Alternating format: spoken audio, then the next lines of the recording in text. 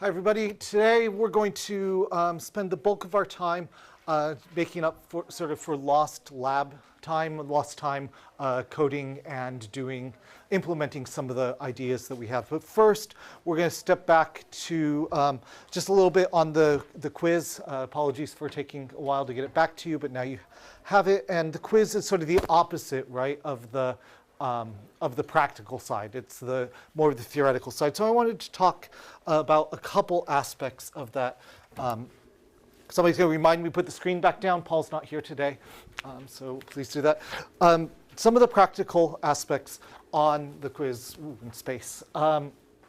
First, why are authors and articles important? Why am I really sensing that not just what the three contexts are or what optic is, but really whose idea this is? And there's really two reasons. One, the field is small.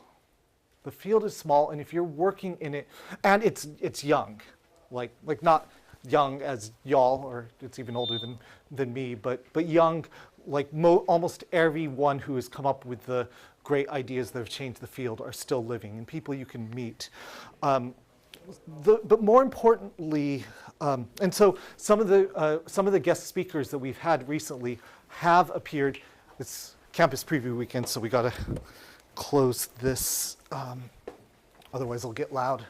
Okay, but some of the speakers that we've seen have actually already appeared in articles that we've been reading and things. So these are names that will keep popping up again. And when David Huron talks about Carol Krumhunsel, who was after the quiz, but that this is a name that, I've already read that. The other first reason is that, I don't know if you saw on one of our guest speakers on music cognition, a lot of times there were these nice pretty pictures of, I don't know, can I draw a light bulb or something like that, and some idea and things. And over in the corner, you would see like Devin's 2019 or whatever, right?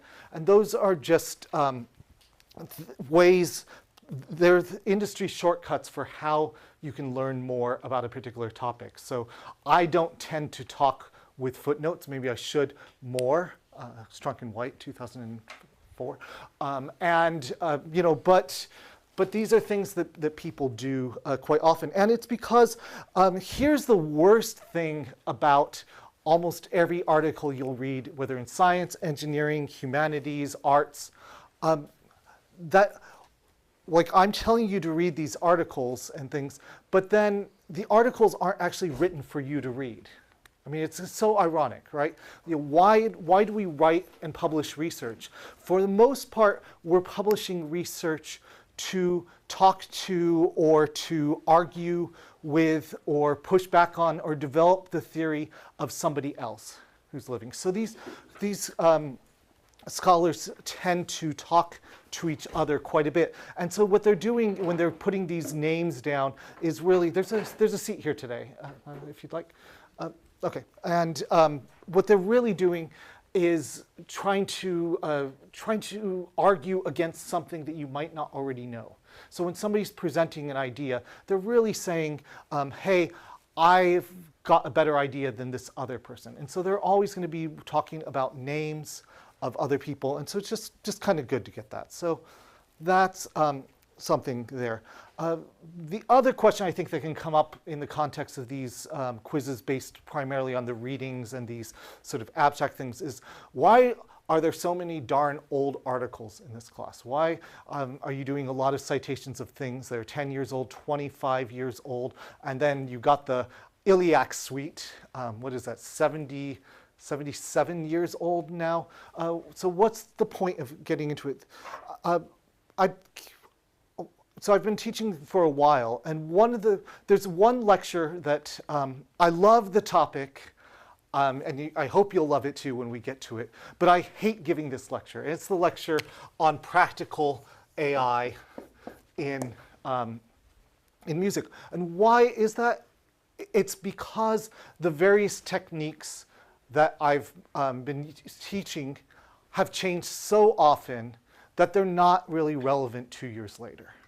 So I'm going to be You know, thinking about, oh, okay, this weekend, it's time to update everything from TensorFlow, which was so state-of-the-art 3 years ago, and I wrote a whole lecture around it, to, for those who know, this PyTorch, which I'm using now.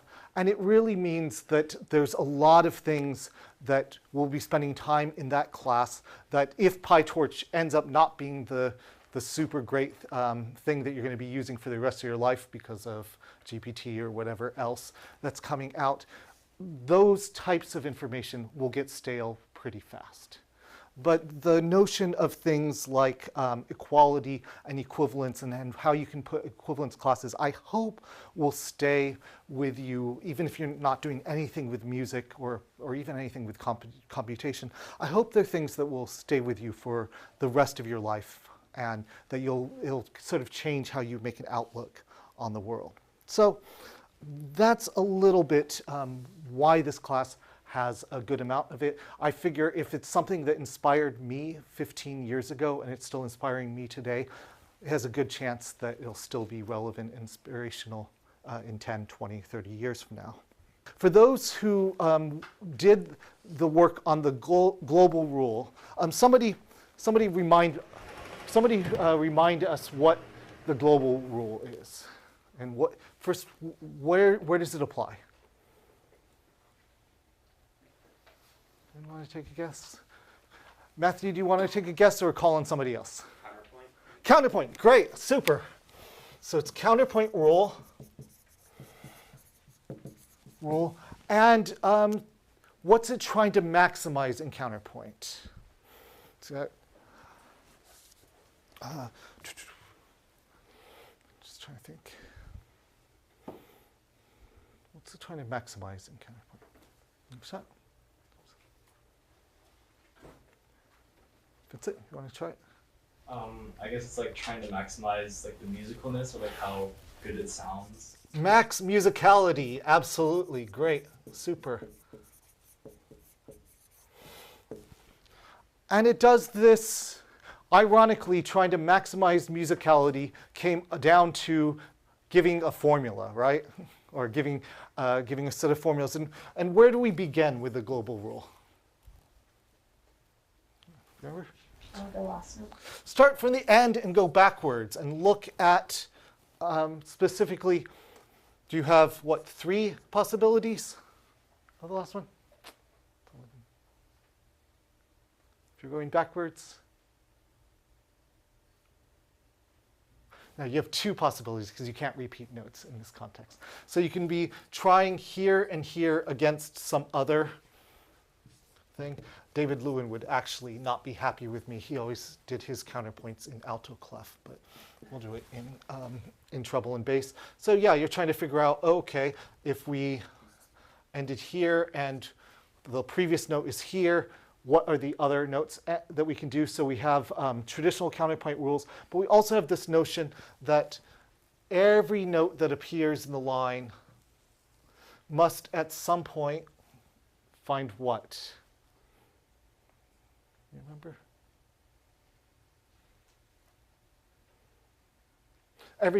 Everybody quiet because they all know this so easily, or because it's a little foggy? Easy? Foggy. Okay, good. That's good. Good. I prefer silence when it's foggy because then I know what to do next. So in order to get maximum musicality, he talked about what begins with sm. He wants what kind of lines? Smooth. Smooth lines. So we want smooth lines. So if at some point you have a D here, a low D, and we're going to get to C, what are the notes that we need to see after this? Oops. Just turned red. Okay. What are the notes that we need to see after this? What's a note we need to see after D? E. What's that? E. E. Good. Good. So if we have an E, then what happens if we have another D after that? What are we going to need after the D at some point? Go ahead. Another E. Another E. Good. So basically, whenever you have a note, you have to have after it every note between here, not every diatonic note, not every chromatic note. You're not going to need a D sharp at some point. Every diatonic note between here and the final cadence note. And that's why it was a little bit easier to work backwards. Now, why is this rule? Why was this rule important for this class? This one might be a silent because it's pretty easy, because it's almost everything in this class. Who can do it? Yes. What kind of thing can apply this rule? Computer. Okay, so that you can have it can all be done. The ironic thing, we're maximizing musicality through algorithms. Great, so that's about all I want on that. And people who chose that problem, those tended to do pretty well. Now let's get to second, equality and equivalence. And almost everybody chose to do this one. What's the name associated with this without looking down? Dmitri is the first name. Timoshko. Let's try to spell it together. Give me a T. Give me a Y. Give me a M. Give me a O. C. Z. K. Q. Q. Timoshko. He'd like that. No, Timoshko, right? So this one's a little bit hard, and I would not, whatever.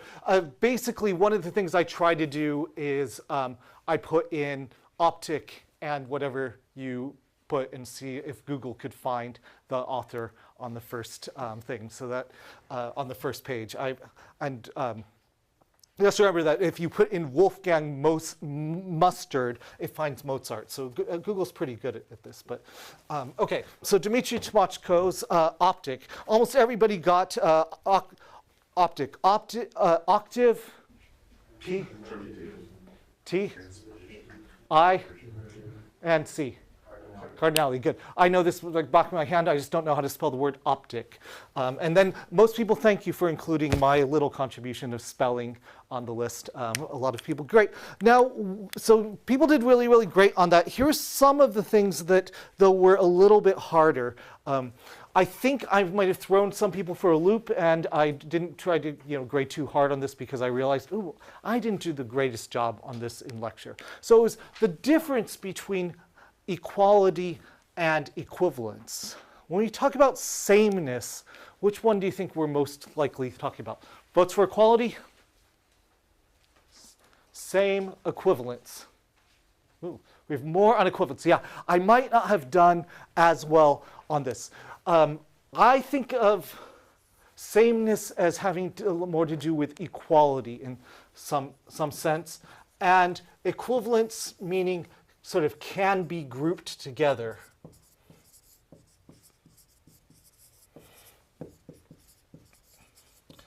And we could say it can be grouped together in some logical connection, or can be grouped together, connected with in some logical way.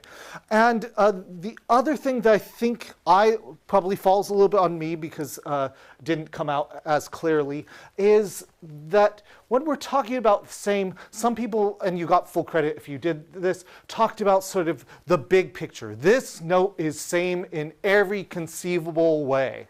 So, or this piece is the same as this other piece in every conceivable way. And that's one way that we can think of sort of a grand scale equality. The problem is that y'all are really smart and you all know how to conceive of things that can break that, right? I hit play on this recording, and then I hit play on this recording again, but one of them happened 10 minutes later, and one of them was played through on speakers that had 10 minutes more of wear and tear on them or something. So you can always conceive of a way it's different. So maybe that's not as good, but we might think of equality of aspects of something, equality of aspects of that. I'm trying to think. You all are sitting down, so I'm trying to think. Maybe Jake is, that we are not exactly the same, but I think we're approximately the same height. Maybe we're the same height. Let's say that we are. So we are same in heightness, or something like that. So two notes could be same in frequency, equal in frequency. So we tend to use equality for some sort of attribute of something that is identical, or cannot be distinguished from each other. Whereas equivalence, we tend to think of as things that we can group together. None of us are the same in any real, deep, great way, but we all could be lumped under the equivalence class of MIT 21 M383 students, right? And it kind of tells you also that equivalence classes might be overlapping, because some of you might be also MIT 6042 students together, or you could be in something else. So they could be overlapping. Then the hardest part, I think, on this problem that snagged a bunch of people is in what contexts equivalence classes might be used and might not. Well, we might think of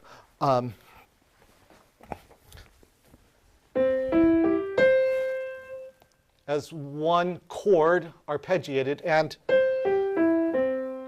as the same chord, or I guess I just use same in an equivalence sense, so maybe I'm less dogmatic than that. As an equivalent chord, even though one of them was going up and the other one was going down. So we might think that the permutation doesn't matter in that particular class when we're talking about what chord did I arpeggiate.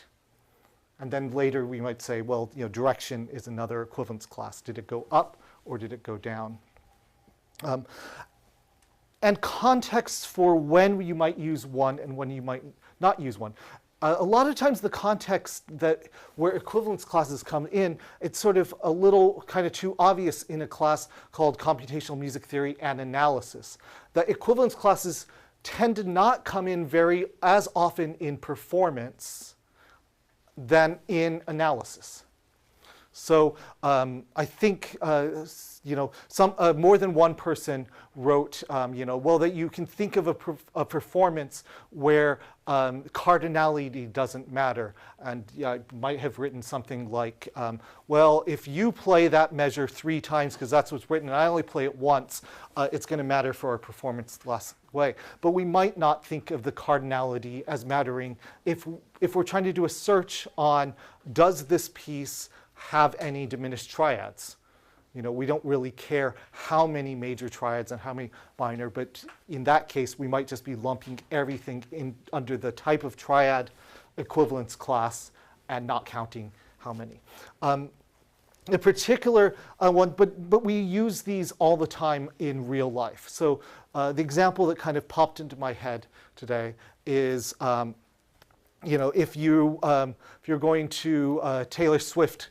If you're going to be analyzing a Taylor Swift song, and you're going to look at the harmonic structure of it, does it matter, presumably, if you're listening to Taylor Swift's recording, or if you're listening to a cover band, one that's trying to be faithful for harmonic structure? Not really, right? You hope a good cover band is trying to sound like that, trying to use the same harmonies. So we could come up with a cover band equivalence class, maybe we just call it the cover equivalence class, which applies if you're doing harmonic analysis. Does it matter whether you're seeing Taylor Swift or a cover band if you just paid $900 for front row tickets? Yeah. It does. So we can think of live performance as a place where cover equivalence doesn't exist. Now, we mostly talked about pitch equivalence, so that's a big thing there. So that we might be thinking too much about pitch and not enough about duration equivalence, not enough about bigger things. The other thing just to talk about is that often when we're talking about these pitch equivalences like octave or cardinality or things, we're not really thinking about the sort of, I don't know, the scale of the piece, right? We're not really thinking, does this piece have the same number of notes as this piece if we apply cardinality equivalence or something, right? But we might be thinking about, does this chord have the same number of unique pitch classes if we're applying octave, permutation, transposition, and cardinality. So that level comes up quite a bit. I think there's one place where we have, where we do tend to think of equivalence classes on a piece level sometimes. That's when you have, you know, I don't know, Beethoven's Third Symphony in, E flat major. Sorry, of course, this isn't a music history class on the history of Beethoven, but that we do tend to group pieces in classical music by key. The other place where that immediately comes to head where there might be equivalence classes of pieces is a DJ might have a beats per minute equivalence class where you want to group together all songs with the same BPM so you can switch between them. So think on that. Any thoughts or questions on this? And thank you to the person who gave me the opportunity to explore the permutation equivalence class on Happy Birthday. Okay.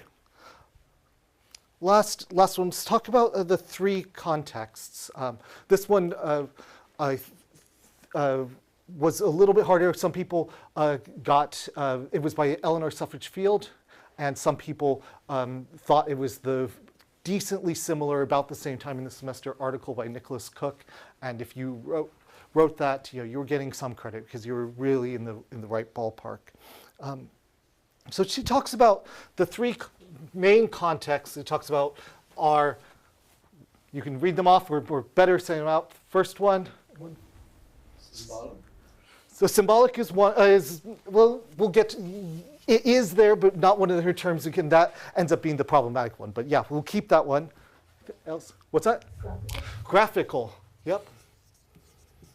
Graphical, and what's the opposite? What do we contrast graphical things with? Sound. Good. And then the logical is what she has. And so symbolic will be in there things. One of the things that came up a lot in the quiz was that people were immediately going to a higher level than what she was intending. So when you think about graphical, this is sort of a graphical context for representing music, right? But in her mind, what is the graphical thing I just created here? Anyone want to take a guess? Don't go too high. Circle and a line.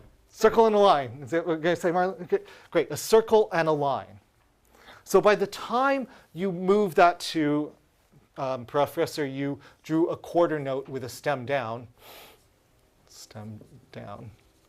on the third space, and with this context you drew a C. You've already been moving to the logical domain. Similarly, when you hear a sound, I can only represent sound right now. Well, I can do it in the sound domain, but in the graphic domain of sound. You don't necessarily yet hear, oh, I hear a C. Maybe you can say, or I hear an A. Maybe you can say, if you're an oscillator in your head, you can say, I hear something oscillating at 440 times per second. But then to move that to an A4, octave 4, is a motion to the logical domain. So this I don't think I was clear enough on, and maybe Eleanor Suffrage Field wasn't enough, or we just need to read it a little bit more closely. And similarly, even things like instrument. I hear an instrument. You're already moving to the logical domain. You might, if you're a signal processor, be saying, oh, I'm hearing a waveform where only the odd partial harmonics are present. And then your memory bank is saying, oh, I'm hearing clarinet. So, those are the odd partials, right? I don't teach that class. Yeah, I think that's right. OK.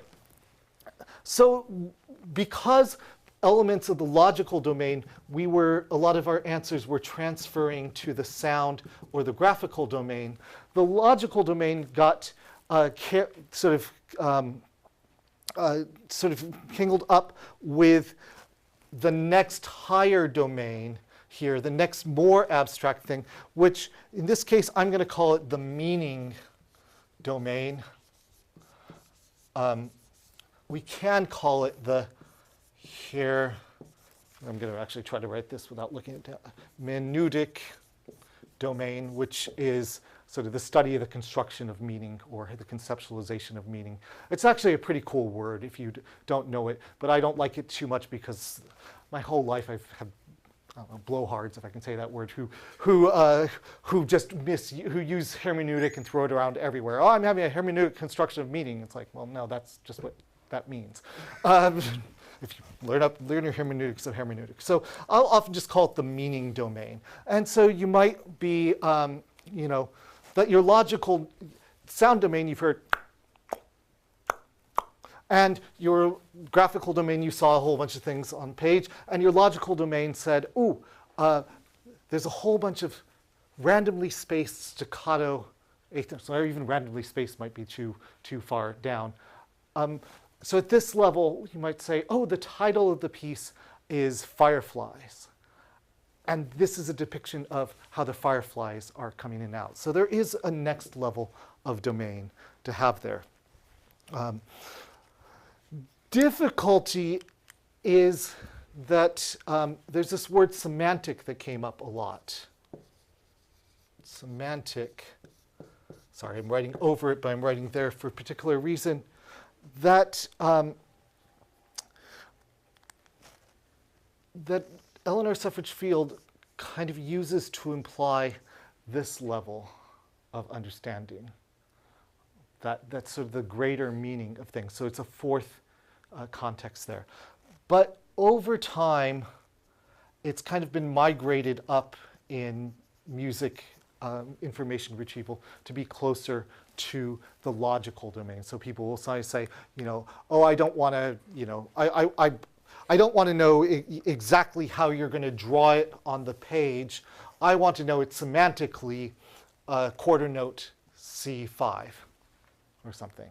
And so this term I'm going to try to avoid too much because it's being used in sort of two very different contexts here. Okay, questions on this or more discussion?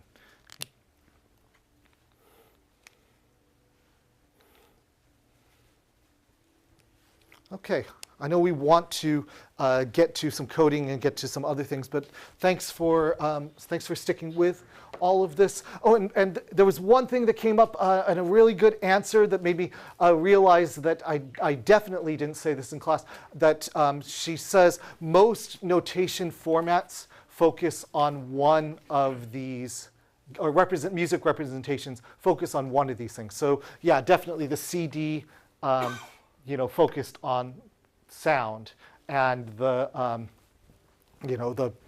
PDF of music focuses on graphics and things like that. But the one way that article has aged is that nowadays we have so many formats that try to encode two or more of these things together, so that you might have music XML, which is encoding some pixel placements of notes also, and also encoding, you can do links to the waveform of something. And even going from CD to MP3 in modern formats, yes, it encodes the sound, but it also encodes some of the metadata, the year it was proposed, and things like that. And nowadays they can even be putting recommendations to other songs or something like that. Cool. Okay. Let's come back because we want to make some things. We've been in theory mode for too long. So last class we ended by doing some algorithmic composition with random walks. And so I just, here's a random walk composition that I wrote in 10 minutes once. And I just want to say one or two things on it. Maybe you hate it, maybe you like it.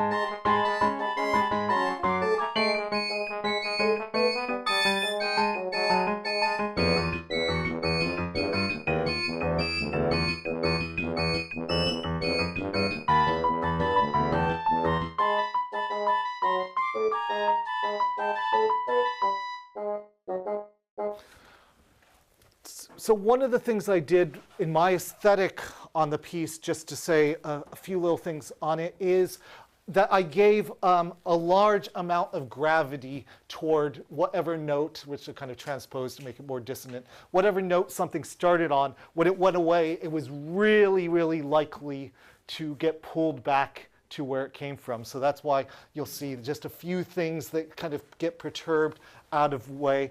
And then as the piece goes on within each section, the gravity got weaker and weaker. And so that kind of let it have, I don't know, kind of the opposite of a Lewinian global rule, that things got a little bit farther out as it went.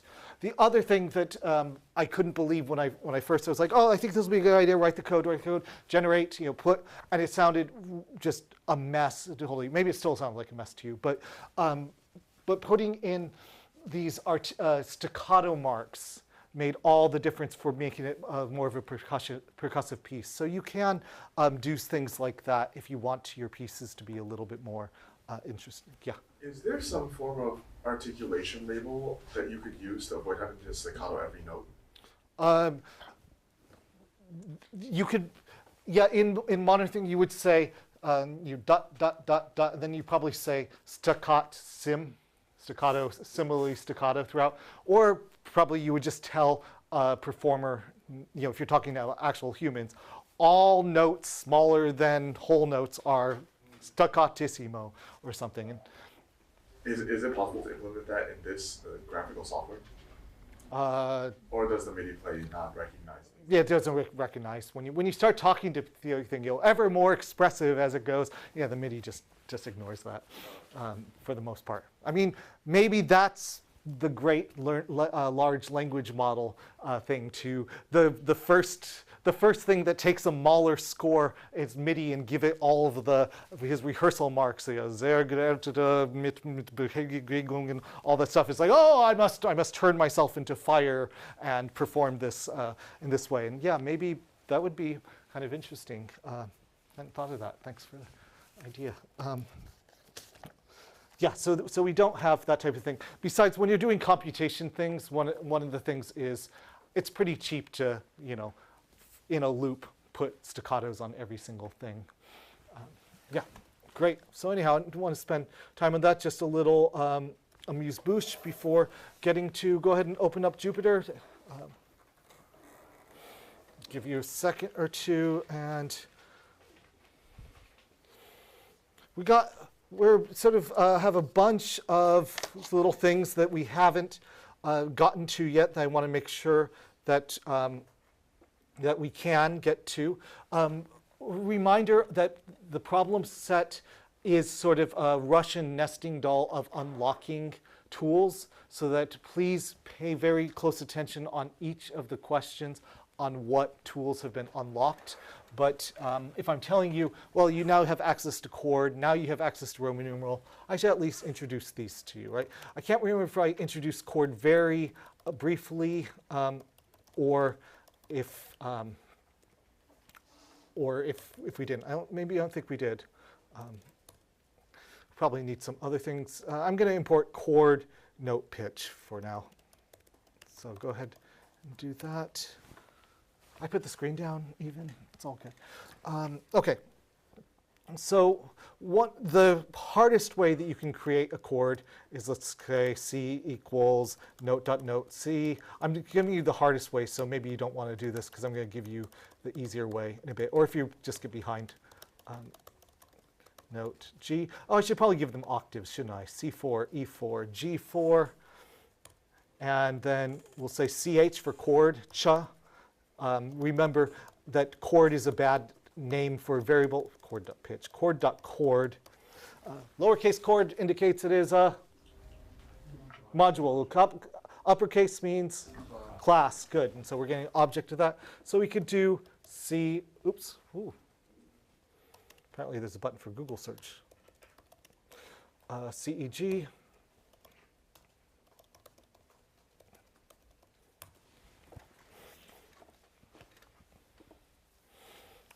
And do that. The other thing that you can do, and you can actually thank Dmitry Tomachko for bugging me on, Mike, why can't I just do this? Okay, so that's more often how you're going to be doing things when you're coding here. But obviously, when you're doing something algorithmically, quite often you're going to have notes. You can also start with pitches here. Some of the things to say, chords, you can iterate over them for thing in ch, print thing, and you get the notes, and that each of the notes are there.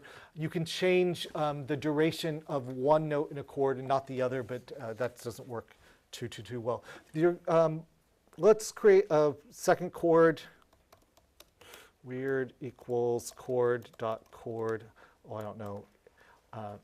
E3, G5. What are we going to do? Let's put in D7, C sharp, 8. That's a pretty weird chord. I don't know. We'll put in a B9 in there, just because I know exactly what that will put in. This is the function that you're going to wish you had access to on one of them, the root function.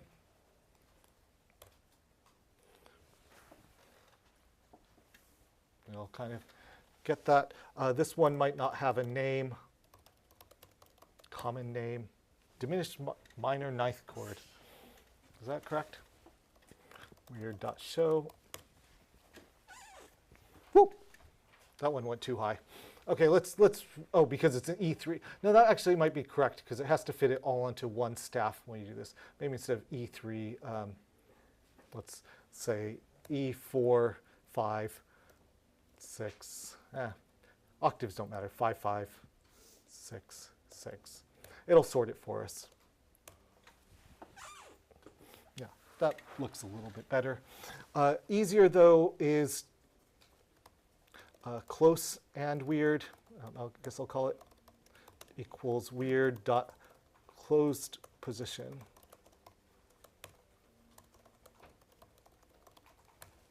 Oops. Okay, and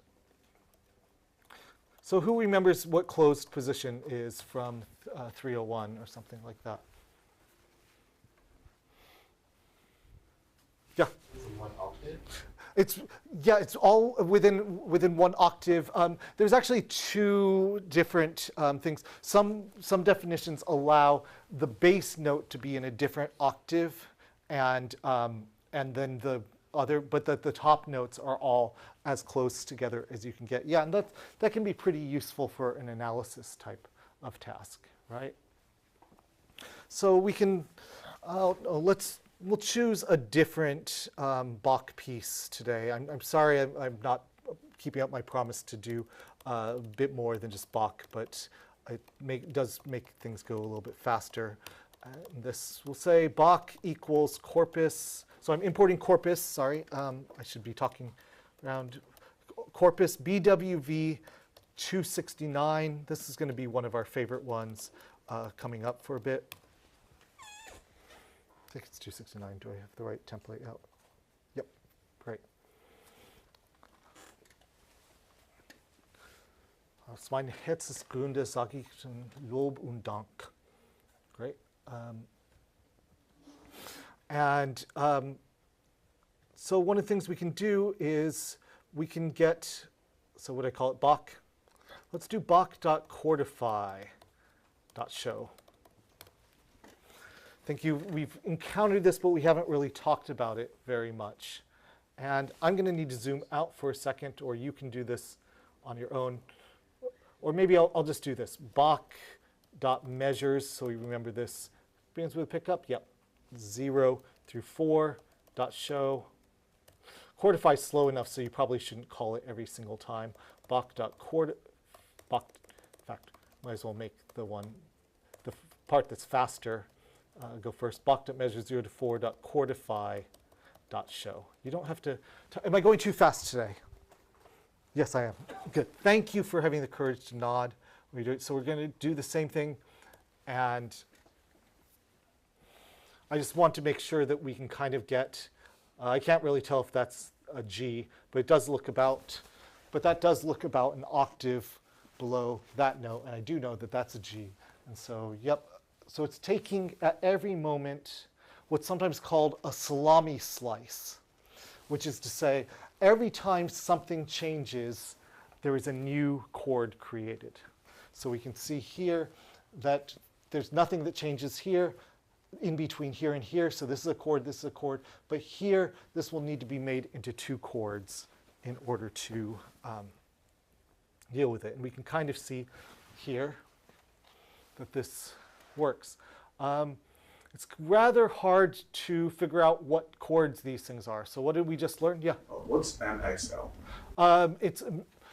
It's a music XML format that that is compressed music XML. It's kind of nice that it's music XML all compressed. So music XML takes up a lot for notation format, not a lot for video format or something. Not a lot for something in the sound domain, but a lot for something in the logical domain. But it compresses incredibly well. Anybody who works on compression algorithms might find that interesting. So a lot of people compress their music XML. Good question. Okay, so what's something we just learned that we can do to help make this a little bit easier to read, to figure out what chords are happening? Yep, John? I forgot to compress. Yeah. Yep. Somebody want to? What was we used to compress the chords? Just learn. Closed position. Good. And so let's say CHF for chordified is Bach dot. Here we'll just do a little excerpt 0 through 4 dot chordify, and make sure that that's the same as before. I did type it right. Yep. Okay, so how am I going to do this?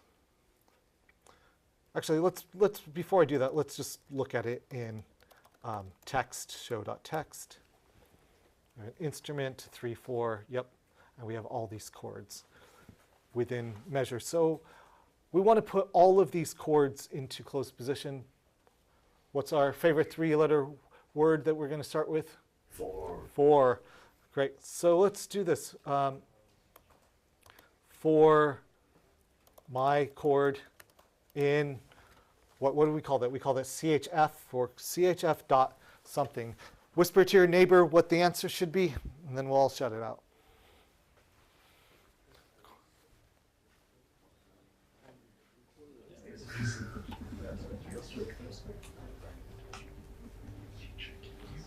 Who votes for the next thing being a colon? No. Nobody. Who votes for recurse? Who votes for flatten? Who votes for something else? Okay. Something else. But sorry. Like a bracket and the chord class. Ah, yeah. Bracket on the chord class, which is equivalent to, anyone remember? Recurse. Recurse and get elements by class. So yeah, that would be really, really great. The other thing, by the way, this is a case where flatten isn't going to be too bad either, because we don't really care what order we're getting them. We're going to put them all into closed position. So for my chord in this thing, we can do something like this. We say closed position. Oh, shoot. But that returns a new thing, and we don't have a stream to put it in. A lot of these things that change streams and change chords and stuff like that has an in-place option. It also has something force octave, and we'll say force octave equals 4. And that's something that's pretty useful. That says, yeah, you're stringing everything to be within 1 octave. Let's not have you do your own transpose function or something after this. Just put it all into 4. So hopefully this works. I don't. Should that be running closed position on my chord, not C? Oh, thank you. Thank you. This class is like a running example of how two people coding code faster than two people coding together code more code faster than two people coding separately. Maybe not 17. Well, it's probably too many, but yeah. So I haven't ever figured out the time to fix the tie algorithm when you do closed position, because obviously it's kind of cool that it finds that, oh, there's a tie that was opened, but then this got moved to here. So great. So now we have a certain number of chords here that are happening here. What key do we think the piece is in now that we can see it more easily? G major. G major. Good. Good. And so now we can start putting Roman numerals on things. What do we call this in G major? The first 1. 1, 4, 4. 4. 4, 6. 4 in first inversion. 6. 6. Yep. 5, 6. 5 first inversion. 5 first inversion. Now, then there's certain things that we have to be like, ooh, but was that, we go all the way back up to here. No, okay, good. What's hard to tell is if that was a passing tone or if that was, which one of these two was the passing tone in that case. Can you see my pointer? Yeah. Which one of those two is the passing tone there? Great, so we can go there and we can do this here. We'll get to how we can have the computer do all of this for us in just a bit.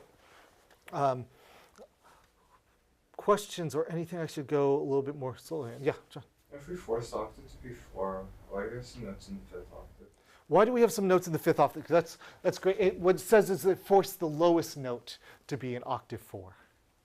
And so since it can go up to an octave, yeah, so that's the case where it's the highest here. It does mean if you do compositions where you're putting chords in closed positions and jumping them around, it can sound very jumpy. So that's one example here. Great. Anything else I should have been going with this? Okay. Let's dir the chord class for a second. Chord.chord. Oops. Actually, I should be just dirring one of the chords. So some of the things are things that you've already seen because chords are Music 21 objects. Obviously, they have a duration. You know how to deal with it. They don't have a dot pitch object. They have attribute. They have a dot pitches, which gives you all the pitches there. But there's some kind of things. Can be tonic. Can this chord be a tonic in some key? What chords can be tonics? What kinds of chords? What equivalence class of chords? Major chords and minor chords. Great. Super. So that's some of the things. Does the chord contain a 7th? I think weird does, right? Dot contains 7th. True. But do we still have that first one? Yep. CH contains 7th. So you'll find that there's all these slightly useful things in here. I don't know. See. Is it an augmented triad? Is it an augmented 6th? Is it a French augmented 6th? Is it a half diminished augmented 6th? A lot of these things here. Is it transpositionally symmetrical? These things come up quite a bit. And you can put the same pitch more than once into a chord. So sometimes you want to remove the redundant pitches, redundant pitch classes, and so on. Sometimes you might have weird chords that you want to respell. So on. So these are some of the things that are kind of useful in here. And if we want to talk about ontology errors here, ch.third gives you the third, ch.fifth gives you the fifth, and ch.base gives you a bound method of something. So that's something I wish I could figure out how to change, that these were done differently early on, and it's a little too late sometimes to change things, just like it's a little too late to change how certain words in English are spelled. Okay? Cool. So that's the end of the introduction to chords, unless there's people who want to do something with this. Them. What's that? Roman numerals. Roman numerals. We'll get to Roman numerals in just a second. So great. So we're definitely going to get to Roman numerals, but first a small leftover from our work on cognition and keys and the probe tone method by, anyone know? If you know the author? What? Carol Krumhunsel. Great done. Yep. Plofi was one of the people who referenced this. Yeah, the probe tone method by Krumhunsel, Carol Krumhunsel. And so what we're going to do is I'm going to get us two pieces here. You don't have to do this part if you don't. You actually, at this point in the semester, you don't have to type anything that I'm typing unless it's helpful for you. Maybe in the first part, it's good. So this is the a particular little jig. We're going to be working with a lot of jigs in the next time that we do some coding together. So that's a nice little 9/8 jig, a little bit unusual. What key does it look like it's in?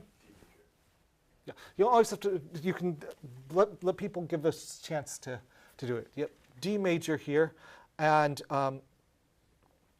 then we'll get a piece by the 20th century composer Arnold Schoenberg. Schoenberg, Opus, SCHOENBERG/OPUS 19, Movement 6, all one word.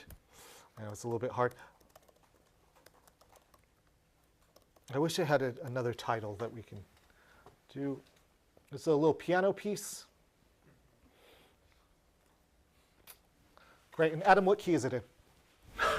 No one knows. Oh. Okay. Yeah. So this is a rather ambiguous piece.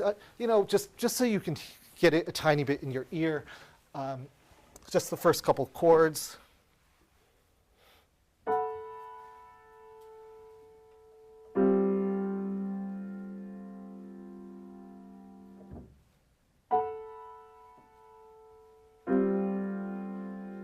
Something wrong on, there's a clef change that's missing.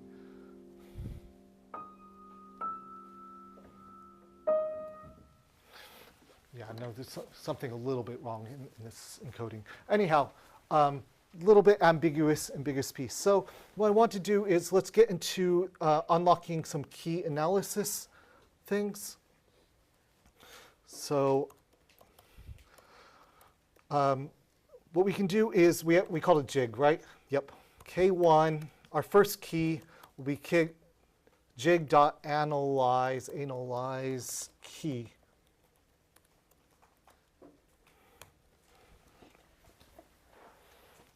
So that's pretty good. Now, in addition to analyzing key, there's specific, a number of people have implemented their own analysis things. So you'll have to get this. So we're going to run through a bunch of different methods. The standard key method, and simple. So key is something I put a guarantee to people using Music 21 that will be whatever I think is giving the best results, and I'll try to keep improving it and get that. Krumhunsel is exactly Carol Krumhunsel's probe tone method with the exact same things there, which was learned. We learned the different weights, the different amount, how important the tonic is, how important the third is, how important the fifth is in the key. How did she learn that? Probe tone. Probe tone. So that she was asking just getting people's reaction to how far and out. So it's based on cognition.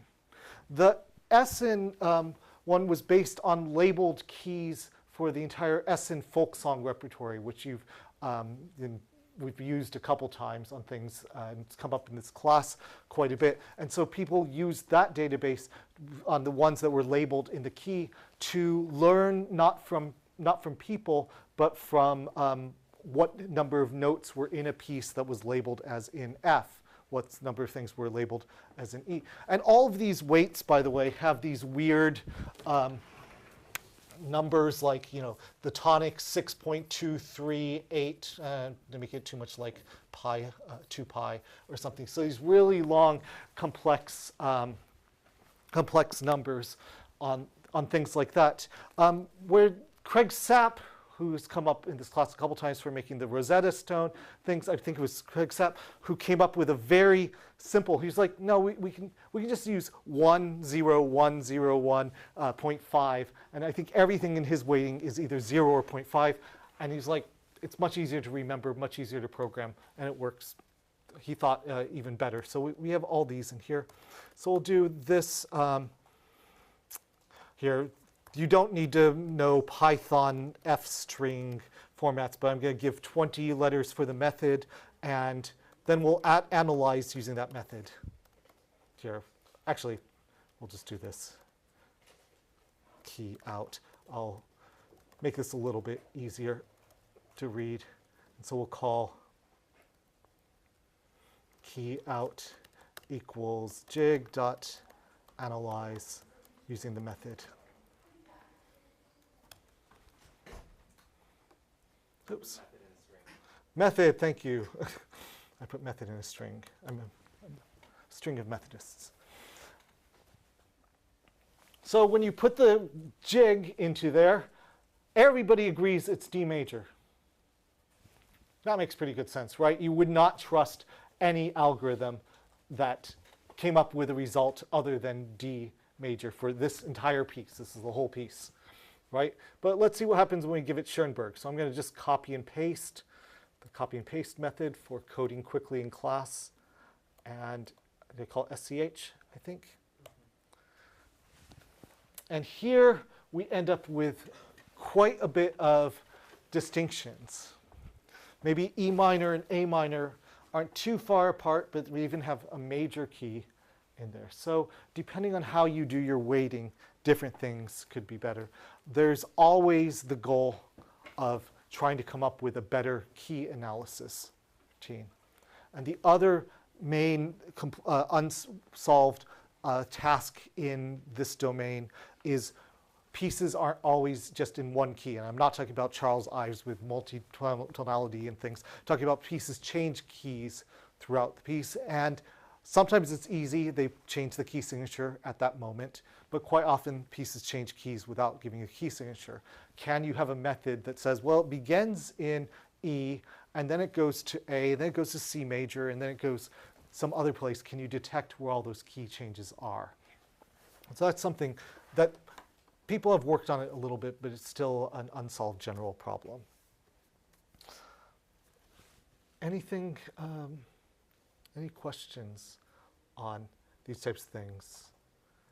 By the way, there's a bunch of other things you can use on analyzing, like you can get the pitch range and stuff like that, but that works. Oh, and I'll just say on this last one, key out dot alternative, what was it? I can never alternate interpretations. Gives you a list of, so this is one, C major, gives you a list from the next most likely to by far the least likely. In fact, let's do that on the jig. We'll run the jig one more time. What do we call it? K1? Yeah. So K1 is the jig's key. And K1 to alternate interpretations. Yep. So if it's not in D major, it might be in B minor. Yeah, it might be, depending on what second section. It is very unlikely to be in A flat major. Right. Okay. Great. With the last 10 minutes, but I'm always happy to slow down. Questions, come back, talk. No? Okay. Sure. Great. So let's get what what we all want, which is Roman numerals. So go ahead and from Music 21 import Roman.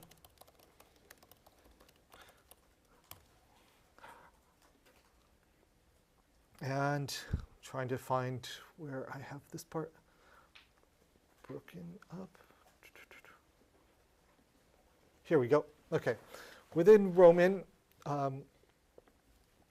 we can say Rn equals Roman numeral. What are the two parts of a Roman numeral the computer's going to need in order to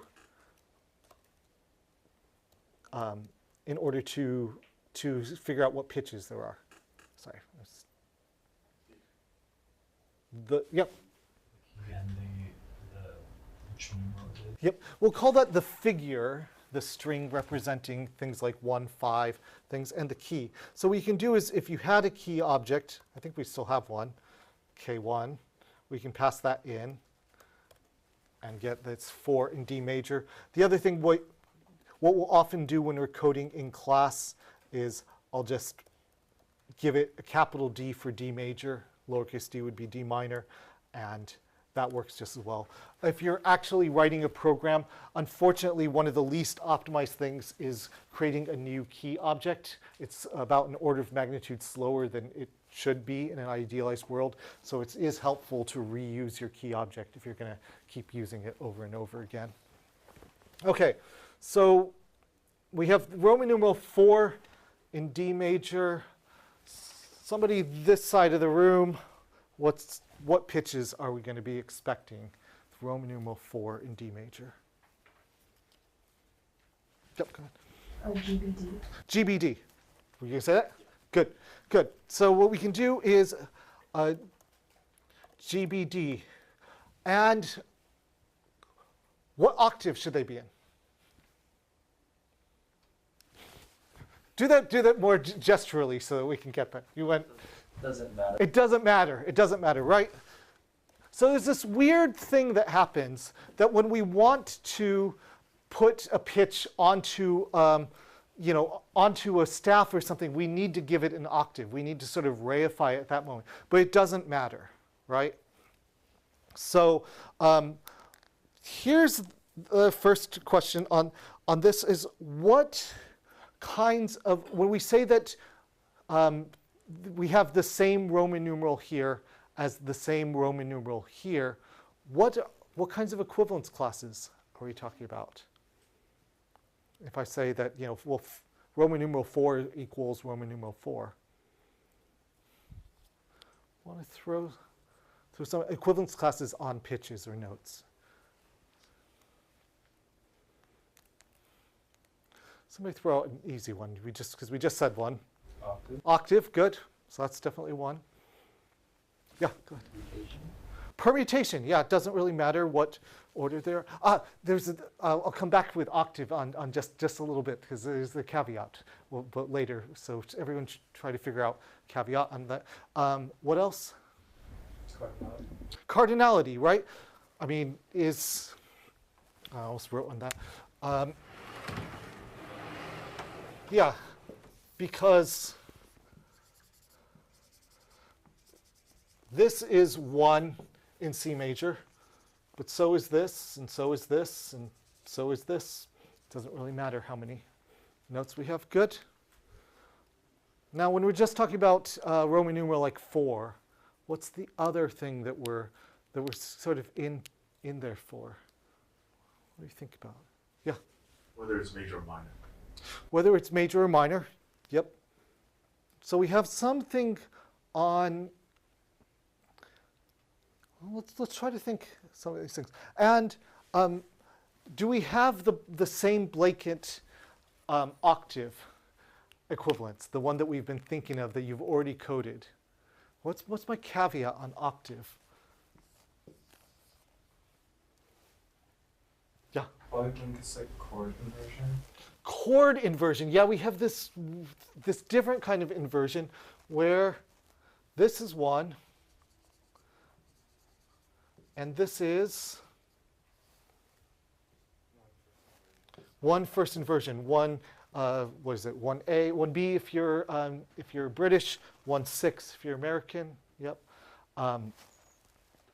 Yeah, so we have this unusual thing which is very usual for us as musicians or as people who have taken traditional class, but a little bit different for the well, the octave of this doesn't matter in itself. This could be, we can move this up to, sorry, it's like all over in the corner, G, E, G, C, and it's still 1/6. So there's something about the octave that doesn't matter, but there's sort of, we don't have, we might say, bass pitch equivalence. So we're always going to be creating new equivalence classes on things. And so there's a very unusual equivalence class. We also have a kind of limited transposition equivalence class, right? That I can write CEG and say it's 1, but I can also write D, F sharp, A and call it 1. As long as I say that 1 is 1 in C major and 1 is 1 in D major. So that there's kind of this abstraction out of that transposition, it's measured according to distance from what note? Not a note like C or something, a conceptual note. Tonic, yeah. So we want to have things that are the difference from the tonic. So I think this might actually be different on yours than on mine, because I'm running a beta version that I still haven't got the bugs out. So you can see Roman numeral comes from some abstract class called harmony, which also represents chord symbols, which I will not get to today. And it comes from chord. I think you're missing chord base, probably, for most people. Or maybe, no, it's there. It's there. OK, great. Couldn't remember what version got that in. Great. So with our Roman numeral 4, we can get back its figure is 4. Well, that's not telling you too much. Let's get another one. We'll call it Rn1 equals Roman numeral flat 2 6 in C major. What's another word for flat 2 6? Remember? Flat major 2 6. Don't worry if you don't know this, because this is something that some people may know, but it's the next semester beyond the prereq. Yep. It's traditionally taught the same week as augmented sixth chord, so everybody, or the week before it. That's a type of, it's named after an emperor, no, it's not, it's named after a city, a Neapolitan chord. So it's named, not Napoleon chord, sorry, named after the city of Naples. Very, very cool chord. If we had 2 more minutes, I would play it. So here's something here. It has a 6 at the end, so what do we call it? What's the inversion? First inversion. So you can call inversion and put it as 1. See, it's a little bit strange that it has, inversion takes some time to calculate on very complex chords, so it's method, but we can get that it's Roman numeral alone, this is a little bit wordy, I should have come up with a thing, is 2, and its front alteration accidental is a flat. So that it's a 2 with a flat in front of it. So one of the things we can do, just looking at the last moment, what you'll probably be wanting is Roman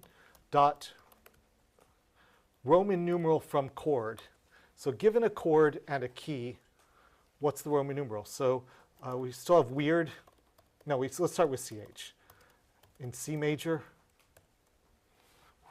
my CEG is still there. Great. What would that be in here? Let's just do this for S in A, B, C, D, E, F, G. We'll print this. Print the Roman numeral in as I'm using S for step. Does that make sense? Some odd chords in there, right? But you can figure out these types of things here. And so we can get, we can even do Roman numeral from chord. I almost always, when I'm using this a lot, abbreviate this. So RNFC. FC equals that, so I can just do it. Roman numeral from chord, weird. Oops, should give it a key. There we go. Sharp 1, half diminished, flat 7, 6, flat 5, flat 3. So Music 21 will try to find all these things for you. I've kept you over, so I'm not going to show you how you can run this on every chord in a Bach piece, put it as the dot lyric, and then re-show the piece. We'll leave that as an exercise for take home, and might come into a class later. So thanks, everybody.